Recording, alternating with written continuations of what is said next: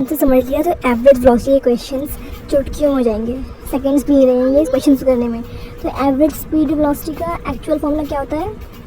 Total displacement या distance जो होता है, टोटल डिस्प्लेसमेंट या फिर डिस्टेंस अपॉन में टोटल टाइम टेकन, जितना भी टाइम लगा है वो ये होता है एवरेज वेलोसिटी का फॉर्मूला। ठीक है। इसके बाद मान लो अगर मुझे एक पॉइंट से दूसरे पॉइंट तक, मुझे एक पॉइंट ए है, एक पॉइंट बी है, इनके बीच में ये मिड पॉइंट है। यहाँ पर मतलब मिड नहीं, कोई बीच में इसमें सेपरेट कर दिया। ये S1 डिस्टेंस है, ये S2 डिस्टेंस है। T1 टाइम में कवर किया है, सॉरी मान लो ये V1 वेलोसिटी से कवर किया है, ये V2 वेलोसिटी से कवर किया है। मुझे निकालना है इसका V एवरेज, मतलब कि इसकी एवरेज वेलोसिटी निकालनी है।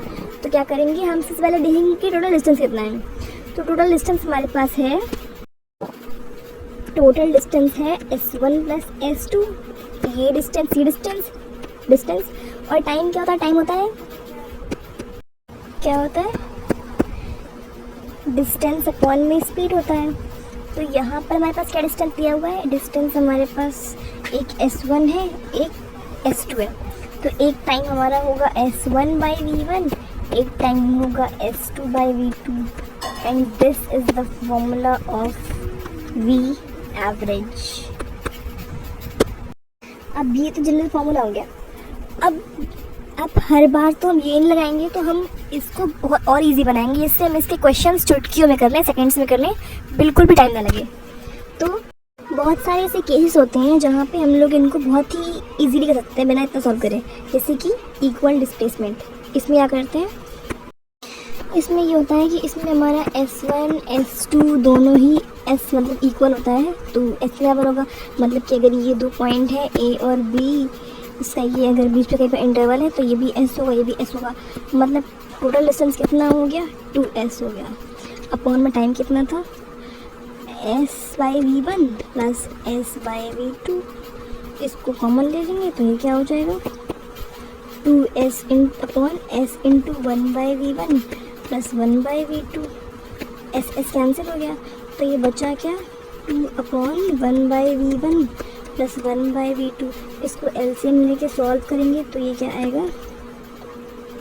ये आएगा 2 into V1 into V2 upon V1 plus V2।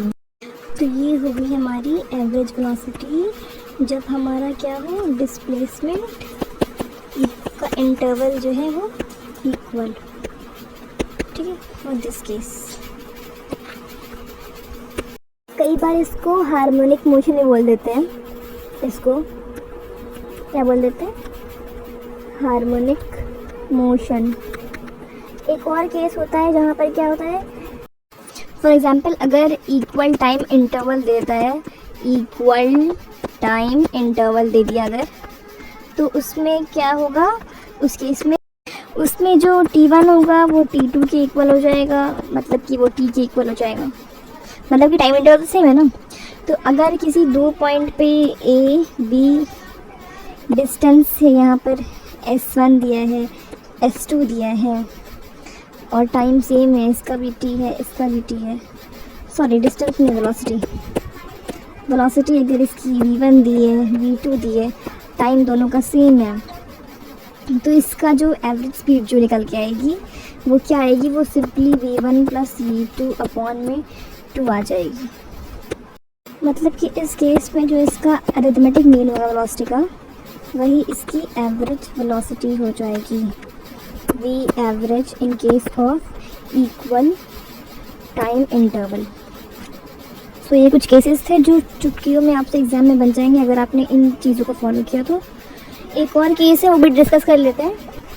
उसमें क्या होगा कि मान लीजिए आपको डिस्टेंस नहीं दिया है, वेलोसिटी दिया है, टाइम दिया है और दोनों डिफरेंट दिया है।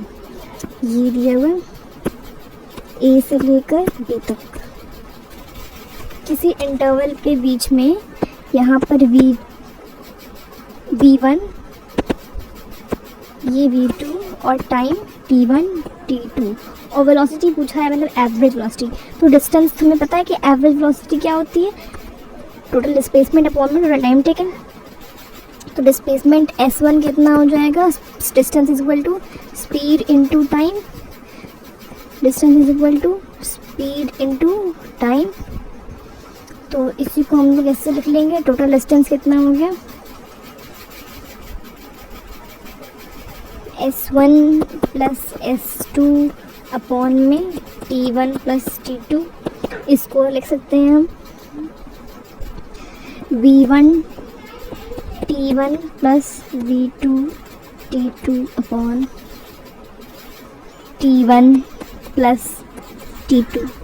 इसी इक्वेशन में ही टाइम को इक्वल करके हमने वो, अगर मतलब टाइम इंटरवल इक्वल हो गया तो हमने ये निकाला था, तो क्या हो जाएगा, अगर ये टाइम टू इंटरवल इक्वल हो गया, टाइम सेम हो जाएगा, मतलब फिर यहाँ पर जितने भी टी हैं वो सब एक हो जाएंगे। तो उसको हम लोग लिख सकते हैं V1T plus V2T plus 2T, T2T। तो इसका जो T है वो बाहर निकल आएगा, वो हो जाएगा V1 plus V2 upon 2T, T cancel हो गया, तो ये हो गया V1 प्लस V2 अपॉन 2। इसका अरिथमेटिक मीन है। तो ये सारे केसेस से अब नेक्स्ट वीडियो में हम लोग एक्सेलरेशन टाइम ग्राफ को मास्टर करने वाले हैं, so please do watch it.